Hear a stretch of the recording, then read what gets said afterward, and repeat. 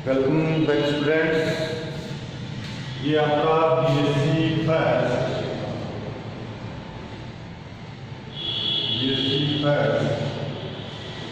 और BSc BEd first subject zoology और invertebrates.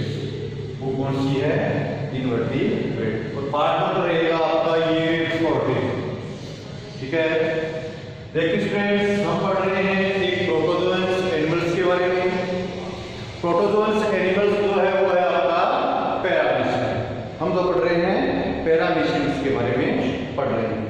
देखिए स्टूडेंट्स, जो पैरामीशियम होती है, पैरामीशियम के बाहर मैंने कहा था कि एक क्यूटिकल का आवरण पाया जाता है।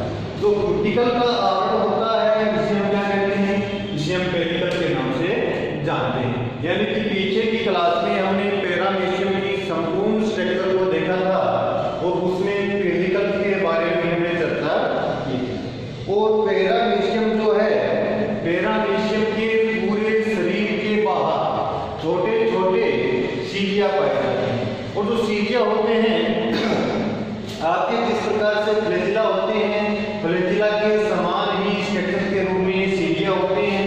और जो सीलिया और फ्लैजिला में मुख्य अंतर यही होता है कि फ्लैजिला की लंबाई ज्यादा होती है जबकि सीलिया जो होते हैं लंबाई में छोटे होते हैं। बाकी सेम संरचना होती है, काइनेटोसोम्स या काइनेटो या बेल फेरोप्लास्ट से उत्पत्ति होती है और इनमें भी 9+2 की व्यवस्था पाई जाती है। वो हम इसकी स्ट्रक्चर देखेंगे तो बताएंगे।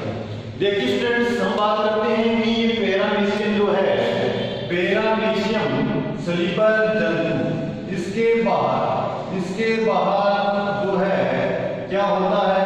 इसकी पूरी बॉडी पर क्या पाया जाता है? इसकी पूरी बॉडी के ऊपर इस प्रकार के क्षेत्र में पाई जाती है, क्या होते हैं? सीलिया कहते हैं। और सीलिया जहां से उत्पन्न होती है वह इसका क्या होता है? पेरिकल होता है। क्या होता है? पेरिकल।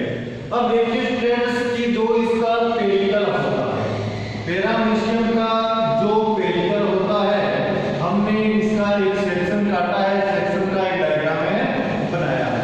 इसका जो पेरिकल है, पेरिकल इस प्रकार से या तो पंचभुजीय या षटभुजीय यानी कि षटकोणीय इस प्रकार की स्ट्रक्चर के रूप में बना होता है और छोटे छोटे खंडों के रूप में होता है। यानी ये पंचभुजीय हो सकते हैं या षटभुजीय स्ट्रक्चर हो सकती है। इन्हें क्या बोलते हैं? इन्हें एक विशिष्ट प्रकार का अवकाश या गैप या गर्भ के नाम से जाना जाता है। यानी कि पेरिकल जो होता है वो इस प्रकार के अवकाश के रूप में होता है या गैप के रूप में होता है, तो षटभुजीय या पंचभुजीय स्ट्रक्चर में होते हैं। और पूरे पेरिकल होते हैं। पूरे पेरिकल के ऊपर आप देखोगे तो इस प्रकार की संरचना में क्या पाई जाती है? एल्वियोली या कुपिकाएं पाई जाती है। क्या पाई जाती है? कुपिकाएं पाई जाती है। इस प्रकार की स्ट्रक्चर में, इस प्रकार की खुली हुई संरचना में इस प्रकार से ऊपर कुपिका और नीचे कुपिका, और बीच में क्या होती है? इसमें इसके बीच में ये पंचभुजीय या षटभुजीय स्ट्रक्चर पाई जाती है। अब देखिए स्टूडेंट्स कि ये जो पंचभुजीय या षटभुजीय जो स्ट्रक्चर होती है, ठीक है, इस स्ट्रक्चर से क्या निकलते हैं? इस स्ट्रक्चर से आपके इस रोम समान स्ट्रक्चर निकलती है। रोम समान जो संरचना निकलती है, इन्हें क्या बोलते हैं? सीलिया के नाम से जाना जाता है। सीलिया जो है, सीलिया एक लैटिन भाषा का शब्द है जिसका अर्थ होता है, ये जो सीलिया शब्द दिया गया है, ये किससे दिया गया है? ये शब्द दिया गया है सीलियम से। और सीलियम का अर्थ होता है पलक, यानी कि जिस प्रकार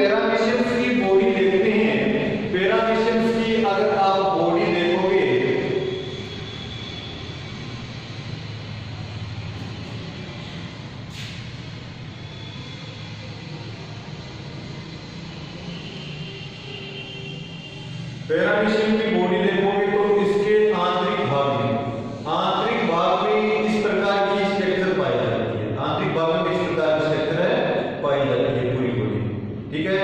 जबकि बाहरी भाग में क्या पाए जाते हैं, ये सीलिया पाए जाते हैं। देखिए इसके आंतरिक भाग का जो साइटोप्लाज्म होता है वो दो भागों में बटा होता है।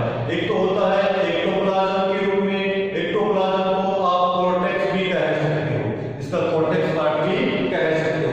जबकि बीच का जो साइटोप्लाज्म होता है इसके बोलते हैं एंडोप्लाज्म। क्या बोलते हैं, एंडोप्लाज्म। एंडोप्लाज्म को क्या कह सकते हो, मेडुला भी कह सकते हो। तो इसका जो एक्टोप्लाज्म या कॉर्टेक्स पार्ट है, कॉर्टेक्स पार्ट में भी इस प्रकार की क्या पाई जाती है, स्ट्रक्चर पाई जाती है। और इन स्ट्रक्चर को क्या कहा जाता है, ट्राइकोसिस्ट कहा जाता है। क्या कहा जाता है, ट्राइकोसिस्ट। और ये ट्राइकोसिस्ट भी कहां से उत्पन्न होते हैं, ट्राइकोसिस्ट भी स्पेरिकल से उत्पन्न होते हैं। अर्थात स्पेरिकल की ये पंचभुजीय या षट्भुजीय स्ट्रक्चर है, इसके ऊपर की तरफ ये क्या निकलते हैं, ऊपर की तरफ ये क्या निकलते हैं, ऊपर की तरफ आपकी सीलिया निकलते हैं। जबकि नीचे देखो, नीचे की तरफ ये जो आपको स्ट्रक्चर दिखाई दे रही है, इन्हें क्या बोलते हैं, ट्राइकोसिस्ट कहा जाता है। ये क्या है, ट्राइकोसिस्ट, ये ट्राइकोसिस्ट। अब देखिए ये ट्राइकोसिस्ट जो होते हैं, ट्राइकोसिस्ट कोर के द्वारा काम होते हैं, स्पेरिकल की या षट्भुजीय संरचना के ऊपर खुलते हैं। ट्राइकोसिस्ट के बारे में ये कहा जाता है कि ट्राइकोसिस्ट इसके आंतरिक भाग की तरफ होते हैं, जबकि सीलिया इसके बाहरी तरफ होते हैं। आंतरिक भाग की तरफ स्थित जो ट्राइकोसिस्ट होते हैं, ट्राइकोसिस्ट के बारे में ऐसा माना जाता है कि ये ट्राइकोसिस्ट पैरामीशियम की सुरक्षात्मक कवच के रूप में होते हैं या पैरामीशियम की सुरक्षा के काम में आते हैं। तो ये नीचे की तरफ ट्राइकोसिस्ट था, ऊपर की तरफ है सीलिया था। तो इस प्रकार से जो आपका पैरामीशियम है, पैरामीशियम के इस प्रकार की सीलिया पाए जाते हैं। यदि हम सीलिया की स्ट्रक्चर देखते हैं, मैंने कहा है कि जो सीलिया होते हैं, सीलिया बिल्कुल उसी प्रकार से होते हैं जिस प्रकार से आपकी क्या थी, फ्लैजिला थी। सेम फ्लैजिला के आकार के क्या होते हैं, सीलिया होते हैं। तो ठीक है, तो सीलिया की अगर स्ट्रक्चर देखते हैं तो ये लंबे होते हैं इस प्रकार। सीलिया की अगर स्ट्रक्चर देखें हम, तो जिस प्रकार से हमने फ्लैजिला की स्ट्रक्चर देखी थी, सेम फ्लैजिला की स्ट्रक्चर के आकार के क्या होते हैं, सीलिया। लेकिन सीलिया की लंबाई क्या होती है, फ्लैजिला की तुलना में कम होती है।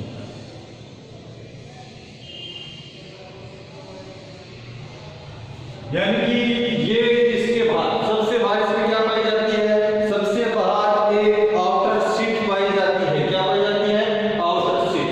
आउटर शीट के अंदर क्या होती है, इनर शीट। ये क्या है इसकी, आउटर शीट। और इसके अंदर क्या है, ये होती है इसकी इनर शीट। तो सबसे बाहर आउटर शीट, फिर इसके अंदर एक लेयर होती है, एक झिल्ली समान संरचना होती है, उसे हम इनर शीट के नाम से जानते हैं। अब हम देखते हैं कि इसके पूरे परिधीय भाग के ऊपर, यानी कि ये इसकी परिधि है, तो इस परिधि के ऊपर आपके इस प्रकार से, परिधि के ऊपर इस प्रकार से पूरी परिधि पर क्या पाए जाते हैं, पूरी परिधि पर इसमें 9 तंतु पाए जाते हैं, 9 फाइबर पाए जाते हैं। और जो फाइबर्स की व्यवस्था होती है वो ट्रांसवर्सल में होकर लॉन्जिट्यूडिनल होती है। कैसी होती है, लंबवत रूप से स्थित रहते हैं। कितने, 9 फाइबर्स। यानी कि ये 9 फाइबर्स हैं जो परिधीय तंतुओं के रूप से जाने जाते हैं। जबकि इसमें 2 क्या होते हैं, 2 सेंट्रल फाइबर के होते हैं। और सेंट्रल जो फाइबर होते हैं इनके चारों ओर भी क्या पाई जाती है, शीट पाई जाती है। अर्थात इनके अंदर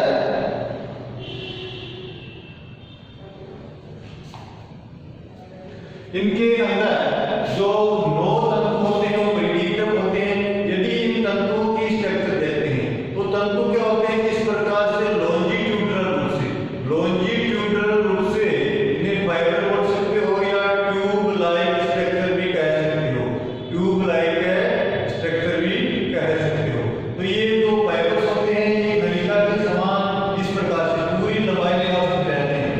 क्या किया है, इस पूरी लंबाई वाली संरचना की एक सेक्शन काटा है, ऊपर से सेक्शन काटा है, सेक्शन काटेंगे तो हमें इस प्रकार से दिखाई देंगे। ये क्या आपका पेरिफेरल फाइबर है, और ये क्या है आपका, ये क्या है सेंट्रल फाइबर, ये सेंट्रल फाइबर है, और ये क्या है पेरिफेरल फाइबर है।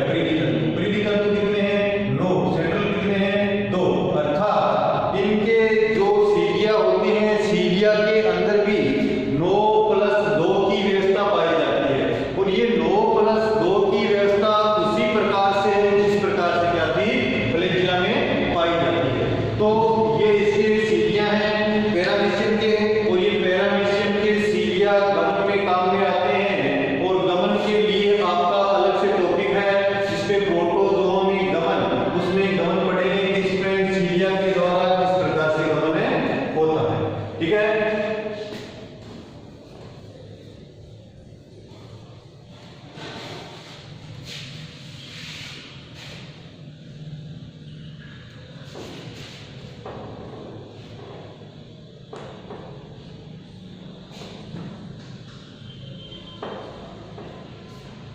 अब हम बात करते हैं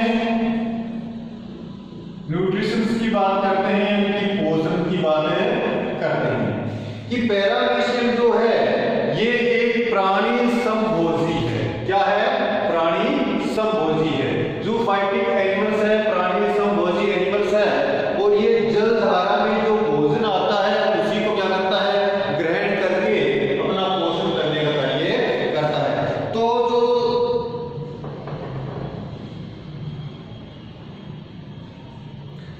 पैरामीशियम है, पैरामीशियम के भोजन किस प्रकार से होता है और किस प्रकार से ये अपना भोजन करते हैं, यानी कि जल में आए हुए जितने भी पार्टिकल हैं, चाहे बैक्टीरिया हो चाहे शैवाल हो, कोई भी पार्टिकल होते हैं वो जल के साथ इनके शरीर में प्रवेश करते हैं, जल के साथ इनके शरीर में प्रवेश करते हैं, और उसी के द्वारा क्या करते हैं पोषण करते हैं। अब देखिए पैरामीशियम क्या करता है कि पैरामीशियम जो होता है जल में आए हुए भोजन को किस प्रकार से ग्रहण करता है।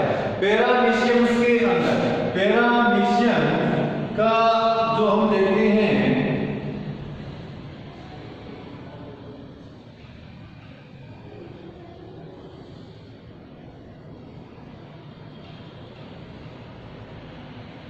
पैरामीशियम को यदि देखते हैं तो यहाँ पर क्या है इसका, ये मुख्य खांच ओरल ग्रूव, क्या बोलते हैं इसे ओरल ग्रूव कहा जाता है। ठीक है, ये इसकी मुख्य खांच होती है।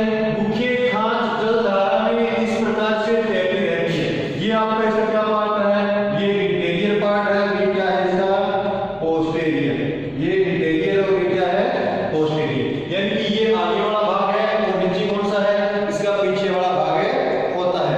तो इसी इंटीरियर और पोस्टीरियर पार्ट इसमें होती है। यदि हम पैरामीशियम को देखते हैं तो पैरामीशियम के अंदर क्या है कि इस प्रकार से एक ओरल ग्रूव पाई जाती है।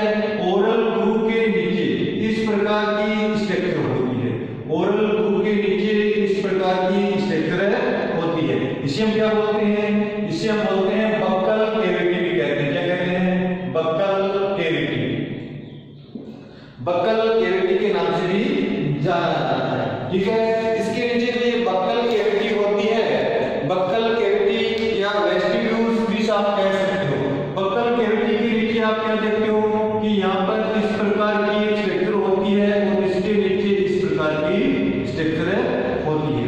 ये जो इस प्रकार की स्ट्रक्चर है ये इस कोशिका का मुख होता है, इसलिए इसे हम क्या बोलते हैं, इसलिए इसे हम क्या कहते हैं साइटोस्टोम के नाम से जानते हैं। किसके नाम से जानते हैं, साइटोस्टोम के नाम से जानते हैं। और ये पूरी लंबिका नलिका है, इसलिए ये आपके फेरिंक्स से समान है, तो इसे हम क्या कह दिया साइटोफेरिंक्स कहते हैं। तो ये ओरल ग्रूव यानी कि यहाँ से जलधारा आएगी अंदर की तरफ, जलधारा अंदर की तरफ आएगी, बक्कल कैविटी में आएगी, और बक्कल कैविटी के बाद ये क्या है आपका साइटोस्टोम, साइटोस्टोम के नीचे क्या है साइटोफेरिंक्स, और यहाँ पर ये जो आपका है ये क्या है, ये फूड वैक्यूल्स है।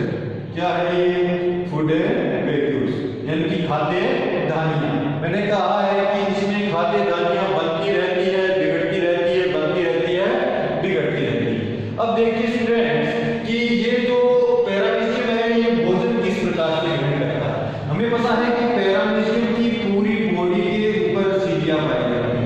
सीलिया पाए जाते हैं, नहीं पाए जाते हैं। ये सीलिया जब गति करते हैं तेज धारा के साथ आए हुए भोजन इसके ओरल थ्रू या मुखीय उपकरण के अंदर क्या कर जाते हैं, प्रवेश कर जाते हैं। मुखीय उपकरण के अंदर मैंने कहा है कि इसके बॉडी के बाहर तो सीलिया होते ही होते हैं, जबकि इसके जो इसकी बक्कल कैविटी होती है, बक्कल कैविटी में भी इस प्रकार के सीलिया पाए जाते हैं। सीलियों की क्या पाई जाती है, लेयर पाई जाती है। तो ये जो सीलिया की लेयर होती है ये विशिष्ट प्रकार के सीलिया होते हैं, यानी कि ये दो भागों में बांटते हैं। एक तो इसका दायां भाग और एक इसका क्या है, बायां भाग। इसके जो दाहिने भाग के सीलिया होते हैं एक ये विशिष्ट नाम से जानते हैं, इसे मानते हैं एंडोरल मेम्ब्रेन। इन्हें क्या बोलते हैं, एंडोरल मेम्ब्रेन। यानी कि ये मुख्य दो में विशिष्ट प्रकार के सीलिया हैं, इन्हें क्या बोलते हैं, एंडोरल मेम्ब्रेन के नाम से जानते हैं। एक तो एंडोरल मेम्ब्रेन होते हैं, जबकि इसके बाएं भाग में भी यदि हम देखते हैं तो बाएं भाग में भी जो मुख्य उपकरण है उसमें विशिष्ट प्रकार के सीलिया पाए जाते हैं। जो बाएं भाग में पाए जाने वाले सीलिया हैं इनकी 4 लेयर्स पाई जाती है। कितनी लेयर्स पाई जाती है, 1 2 3 और 4, यानी कि 4 लेयर्स के अंदर ये प्रेजेंट रहते हैं। और ये जो चारों लेयर जो है, चारों जो लेयर जो है इनमें से देखिए, इनमें से 3 प्रकार के सीलिया पाए जाते हैं। एक तो देखो आपका एंडोरल मेम्ब्रेन हो गया, ये बाकी के 3 प्रकार के जो सीलिया होते हैं इसके अंदर क्या रहते हैं, प्रेजेंट रहते हैं। इन 3 प्रकार के सीलिया को एक तो डोर्सल पेनिकुलम बोलते हैं। क्या बोलते हैं, एक प्रकार को हम बोलते हैं डोर्सल पेनिकुलम और एक क्या बोलते हैं, वेंट्रल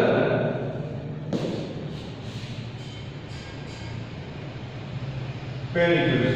यानी कि एक तो डोर्सल पेनिकुलम और एक तीनों में क्या होगा, एक इधर की तरफ होगा जो क्या होगा डोर्सल, और इधर की तरफ होगा वो क्या होगा, वेंट्रल पेनिकुलम के नाम से जाना जाता है। और इन दोनों के बीच में जो चौथा सीलिया होता है, चौथे को हम क्वाड्रेट बोलते हैं, इसलिए इसका नाम क्या है, इसका नाम है क्वाड्रूट्स। क्या बोलते हैं इसे, क्वाड्रूट्स। यानी कि 1 2 3, चौथा कौन सा होगा, क्वाड्रूट्स। कौन सा होगा, क्वाड्रूट्स, क्वाड्रूट्स। यानी कि इस प्रकार से 4 प्रकार की सीलिया इसमें पाए जाते हैं। कौन सा, एक तो एंडोरल मेम्ब्रेन के रूप में, दूसरा डोर्सल पेनिकुलस के रूप में, तीसरा वेंट्रल पेनिकुलस के रूप में और चौथा क्वाड्रंट्स के रूप में। यानी कि ये जो चारों प्रकार के सीलिया होते हैं, ये चारों प्रकार के सीलिया क्या करते हैं, जो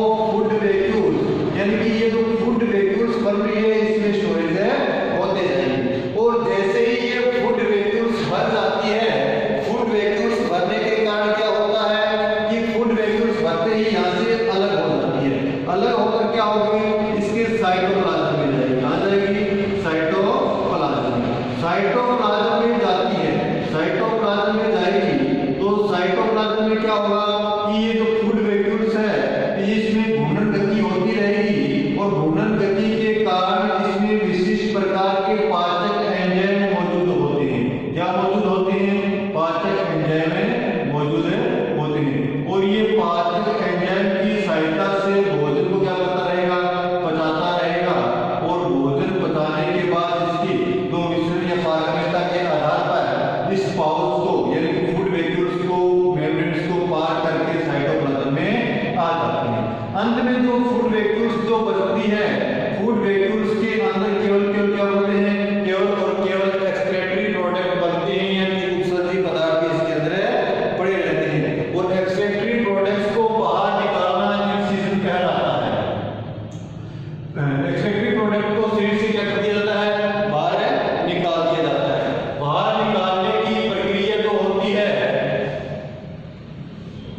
एक्सेशंस कहलाती है। एक्सेशंस क्या होता है कि यानी कि ये जो फूड पार्टिकल होते हैं, फूड पार्टिकल वापस यहाँ पर ये अवशिष्ट जो फूड वेक्यूल जो होती है वो अवशिष्ट मटेरियल के द्वारा एक्सक्रीटरी प्रोडक्ट के द्वारा कहाँ जाती है? वापस इसी स्थान पर आ जाती है। तो पैरामीशियम में मैंने आपको बताया है कि यहाँ पर एक विशिष्ट प्रकार का छिद्र और पाया जाता है। एक विशिष्ट प्रकार का छिद्र और होता है।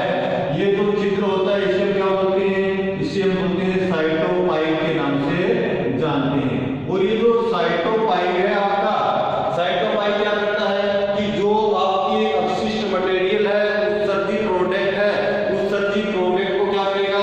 शरीर से बाहर निकालने का काम करता है। अर्थात ये उत्सर्जित प्रोडक्ट के रूप में शरीर से बाहर निकाल दिए जाते हैं। तो इस प्रकार से इस पैरामीशियम में क्या होता है? इस प्रकार से इस पैरामीशियम के अंदर जो पोषण की प्रक्रिया होती है वह होती है। थोड़ा एक बार इसको रिपीट कर लेते हैं कि इसके अंदर जो न्यूट्रिशन होता है ये जल के माध्यम से होता है। किसके द्वारा होता है कि वाटर के अंदर जो भी आपके क्या होते हैं, चाहे बैक्टीरिया होता है या डाइटम्स होते हैं या जो एल्गी वगैरह होते हैं, शैवाल वगैरह होते हैं आदि भोजन के रूप में ग्रहण करता है। अब देखिए कि ये जो भोजन के पार्टिकल हैं जलधारा के साथ, जलधारा यानी कि पैरामीशियम अपने सीरिया की गति बढ़ाकर इस प्रकार से तैरेगा तो जलधारा इस प्रकार से आएगी और जलधारा कहाँ प्रवेश कर जाएगी? इसकी जो मुख्य खांच है, मुख्य खांच के अंदर प्रवेश कर जाती है और इस जलधारा के अंदर ये सभी फूड पार्टिकल्स होते हैं। अब मुख्य खांच के बाद ये जो जल आता है, भोजन युक्त जल, ये किसमें आता है? इसके वेस्टिब्यूल्स या बक्कल कैविटी के अंदर इस प्रकार से खुली हुई संरचना इसे वेस्टिब्यूल या बक्कल कैविटी कहा जाता है, उसमें आता है। ये वेस्टिब्यूल्स या बक्कल कैविटी होती है, इसमें 4 प्रकार के विशिष्ट सीलिया पाए जाते हैं। यानी कि ये जो सीलिया है, ये जो सीलिया है बाहर की सीलिया से कुछ अलग होते हैं, लेकिन इनकी उत्पत्ति सीलिया के समान काइनेटोसोम से ही होती है। किससे होती है? काइनेटोसोम कह लो या इसे बेसल बॉडी भी कह सकते हो या इसे बेल फेरोक्लास्ट भी कह सकते हो। यानी कि विशिष्ट प्रकार की संरचना होती है जिससे क्या उत्पन्न होते हैं? सीलिया उत्पन्न होते हैं। तो ये काइनेटोसोम से ही ये बक्कल कैविटी के सीलिया उत्पन्न होते हैं, लेकिन ये संरचना में विशिष्ट प्रकार के होते हैं इसलिए विशिष्ट सीलिया कहा जाता है। एक सीलिया जो होते हैं एंड्रल मेम्ब्रेन कहलाते हैं, ठीक है। दूसरे सीलिया है जो डोर्सल पेनिक्यूल्स कहलाते हैं, तीसरे क्या कहलाते हैं? वेंट्रल पेनिक्यूल्स कहलाते हैं और चौथे प्रकार के जो सीलिया हैं वो क्वाड्रूल्स कहलाते हैं। चौथा यानी चौथे क्या बोलते हैं? क्वाड्रूल्स। क्वाड्रूल्स का क्या होता है? 4 क्वाड्रूल्स यानी चौथे प्रकार के सीलिया क्या बोलते हैं? क्वाड्रूल्स। यानी कि ये सीलिया क्या करेंगे? विशिष्ट प्रकार की गति करते हैं, विशिष्ट प्रकार की गति करते हैं। तो ये जो छोटे पार्टिकल को अलग कर देते हैं और बड़े पार्टिकल को क्या करते हैं? अलग कर देते हैं। यानी कि छोटे पार्टिकल अलग और बड़े पार्टिकल अलग। तो छोटे पार्टिकल को अलग करना, बड़े पार्टिकल को अलग करना क्या कहलाता है? सिलेक्शन कहलाता है। इसलिए जो पैरामीशियम है वो क्या करता है? सिलेक्टिव फीडिंग प्राणी है। कैसा है? सिलेक्टिव फीडिंग प्राणी होता है। अब ये सीलिया के द्वारा जो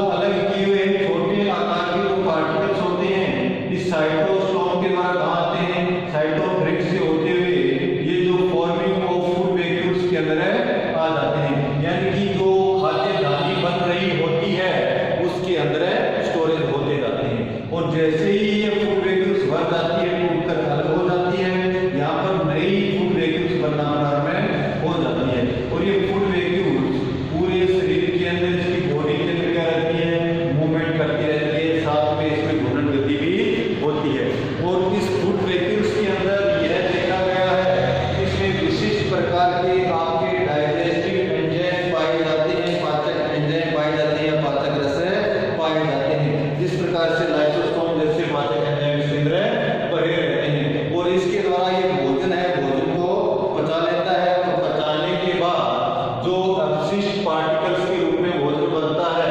ये क्या होता है, साइटोपाइल के द्वारा, यानी कि विशिष्ट छिद्र होता है उसके द्वारा शरीर से बाहर निकाल दिया जाता है। तो इस प्रकार से पैरामीशियम में पोषण यानी भोजन की क्रिया होती है।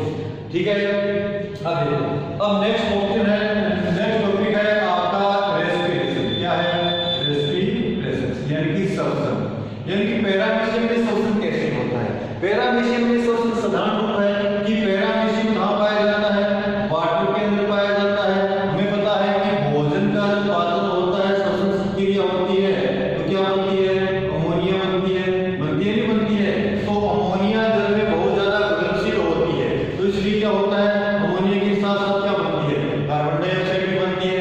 तो अमोनिया और कार्बन डाइऑक्साइड सामान्य मिश्रण की क्रिया के द्वारा क्या आ जाते हैं, अंदर से बाहर की ओर बाहरी जल के अंदर आ जाते हैं। तो श्वसन के अंदर इसमें कोई विशिष्ट प्रकार के ऑर्गन नहीं होते हैं, सामान्य सतह के द्वारा ही इसमें श्वसन होता है। और इसमें CO2 यानी कि जल में घुली हुई O2 को अंदर ले लिया जाता है, जबकि CO2 और अपशिष्ट जो पदार्थ होते हैं उनको शरीर से बाहर निकाल दिया जाता है। तो ये श्वसन की इसमें विधि होती है। इसके अलावा मैंने बताया था कि इसमें यदि इस प्रकार से इस प्रक्रिया से अंतः श्वसन की विधि से अतिरिक्त मात्रा में जल आ जाता है, तो अतिरिक्त मात्रा में जल के शोधन के लिए यहाँ पर क्या पाई जाती है, एक तो वेंट्रल और एक है डोर्सल। ठीक है, वेंट्रल और डोर्सल या एंटेरियर या पोस्टीरियर, दो प्रकार की फुट, दो प्रकार की क्या होती है, कॉन्ट्रैक्टाइल्स, वैक्यूल्स।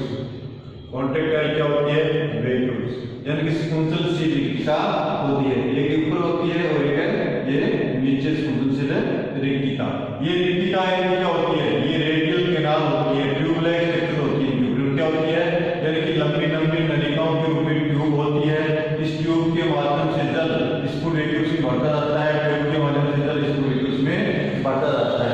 जब अतिरिक्त जल से ये फूड कॉन्ट्रैक्टाइल वैक्यूल्स जब अतिरिक्त जल से भर जाती है तो क्या होगा कि शरीर के बाहर ये बढ़ जाती है, या शरीर से बाहर सीधे ये जो पाइप इसके ट्यूब की छिद्र है इनके द्वारा जल क्या कर दिया जाता है, शरीर के बाहर निकाल दिया जाता है। अर्थात इनमें डायस्टोल और सिस्टोल की प्रक्रिया चलती रहती है। तो ठीक है, ये था इसमें श्वसन की क्रिया, भोजन की क्रिया और इसमें पाए जाने वाले पेरिकल्स के किस प्रकार से व्यवस्था होती है उसके बारे में। ठीक है।